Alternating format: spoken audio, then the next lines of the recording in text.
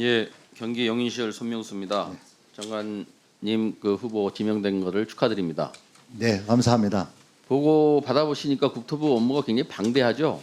예, 굉장히 방대합니다. 예, 지금 뭐 주택뿐만 아니라 건설 산업 정책이라든가 또 안전 문제 그리고 도로, 철도, 항공, 버스, 네. 택시 뭐 굉장히 물류 방대한데 사실 이 집값 때문에 국토부 장관을 가시면 거의 에너지를 집값 문제에 쏟게 되는 그런 경우가 왕왕 있어요. 그래서 사실은 국토부 장관이 할 일이 굉장히 많은데 주택 문제 외에도 역할이 굉장히 많으신데 그래서 주택 문제에 대해서 좀 핵심을 파악하셔서 잘 대응하시고 다른 분야도 잘 챙겨주시기 바라겠습니다. 네, 알겠습니다. 저는 그 주택 지금 요즘 뭐 또 특히 집값 문제가 굉장히 심각하기 때문에 주택 정책 문제에 대해서 질의를 드릴 건데요. 제가 사실은 이 상임위 활동하면서 지속적으로 문제 제기를 했던 내용입니다. 이 부분은 제도 개선이 굉장히 시급합니다. 이거를 제대로 제도 개선을 하지 않으면 다른 부동산 정책에도 상당히 영향을 미치기 때문에 제가 다시 한번 후보자님께 이 말씀 좀 드리고 후보자님의 생각을 듣고 싶습니다. 네. 네, PPT 좀 띄워주세요.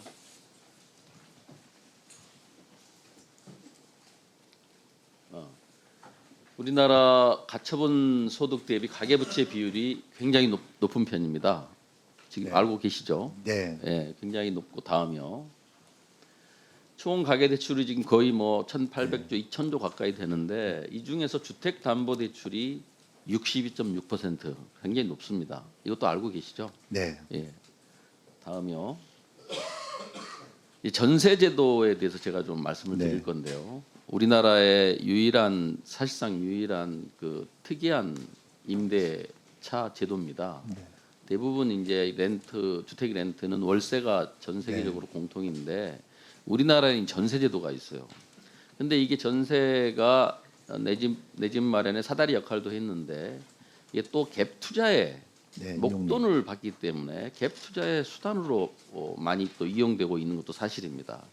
그래서 주택 가격이 너무 급등을 해도 문제고 너무 갑자기 급락을 해도 문제고 이게 재산과 관계가 되기 때문에 주거 수단뿐만 아니라 굉장히 심각한 문제거든요. 그런데 이 전세 대출이 원래는 이제 예전부터 있긴 있었죠. 그런데 네. 굉장히 소액이고 저소득층이라든가 이렇게 이제 특수 계층에만 전세 대출이 있었는데 이제 2008년부터 이게 대폭 확대가 됩니다.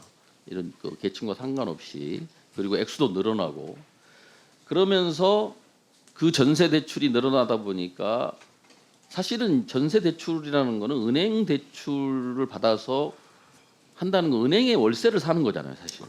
그렇죠? 네. 이 전세 대출이 돈을 주는 게 아니거든요. 은행에 돈을 꿔주는 겁니다. 그러면 이자를 내야 돼요. 이자만큼의 월세를 사는 거 비슷한 건데 이게 이제 대폭 늘어나다 보니까 전세값이 올라가요.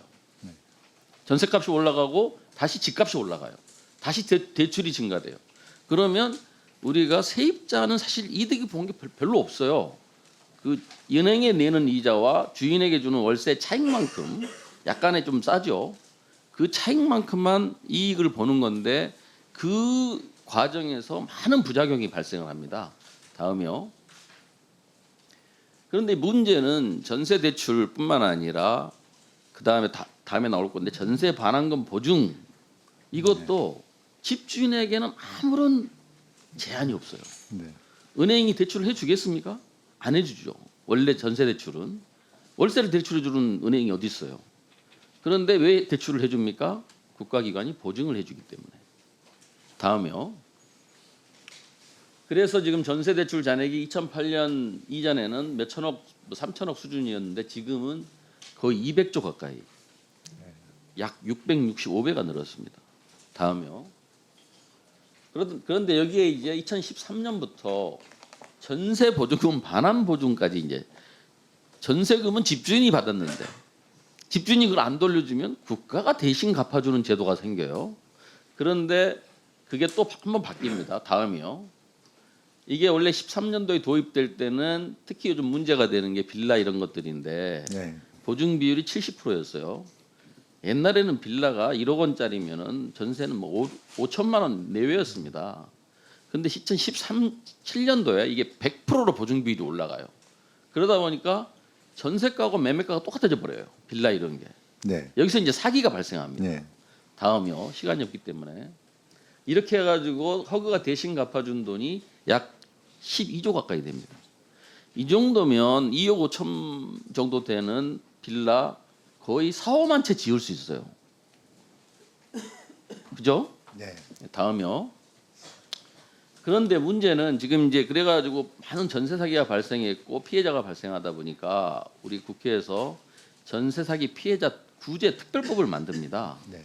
지금 하고 있는데 그 피해 보신 분들은 굉장한 고통을 받고 있고. 근데 문제는 보세요. 우리가 피해 구제 특별법을 만든 이후에도 계속 발생하고 있습니다. 전세 사기 피해자가 지금 이 순간도 발생하고 있어요. 결국은 제도 개선이 이루어지지 않으면 우리는 이 피해는 한편에서는 계속 피해가 발생하고 한편에서는 계속 국가가 구제해주는 이런 말도 안 되는 상황이 된다는 겁니다. 다음이요. 자, 그럼 또 하나 문제. 그러면 집주인은 보증 반환을 할 때 최소한 은행이 주택담보대출을 할 때는 그 집을 담보로 잡고 합니다. 그래서 대출 안 갚으면 그 집을 자기가 팔아서 충당해요. 근데 전세 보증금 반환 보증제도는 그런 장치도 없어요. 그냥 채권을 대신 받아서 경매 절차, 그것도 법원에 신청을 해서 경매 개시 절차를 받아서 그거 경매해서 합니다. 되겠습니까? 시간도 많이 걸리고 안 됩니다. 네. 피해액이 눈덩이처럼 불어나요. 다음이요. 이게 당시 국토부 보도 자료인데 사실은 임차인을 보호한다는 정책을 했잖아. 사실은 미분양 대책 성격이 있어요. 그래서 제가 이제 결론 한 90분 마무리하겠습니다. 네. 이 제도를 고치지 않으면 이게 집값 상승의 원인 또 부작용으로 계속 지금 되고 있어요. 제가 지금 계속 얘기를 해도 이 제도를 고치질 않아요. 네. 이게 이 실무자들 생각인지 모르겠지만 한 번 한 정책을 쉽게 바꾸기 어렵겠죠. 네. 자기 잘못을 인정해야 되니까. 그런데 이걸 제가 당시에 이 제도를 도입했을 때는 선의로 했겠죠. 근데 벌써 10년 가까이 이상 되면서 그 부작용과 제도의 폐해가 충분히 드러났는데 그럼 바꿔야죠. 그렇죠? 네. 이 제도를 고쳐야 됩니다. 그래야지 새로운 피해자가 발생하지 않고 우리가 앞으로 집값 때문에 장관님도 굉장히 그 애를 쓰실 텐데 이런 제도 개선 없이는 다른 정책을 해도 효과가 반감됩니다.